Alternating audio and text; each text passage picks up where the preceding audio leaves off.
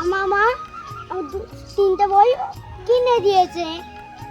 আমি বইগুলো রং করব, ওদের সাথে শেয়ার করব। ঘেমে গেলাম, চলো আমরা শুরু করি। আজকে আমি রং করবো তরমুজটাকে। ঠিক আছে। তাহলে করবো রং লাল, পিঙ্ক কালার দেন।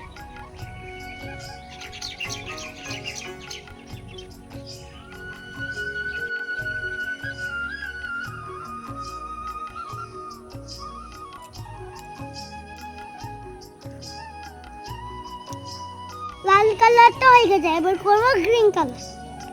আমার হাতে যে যেমন গ্রিন কালারটা ওইটা করবো।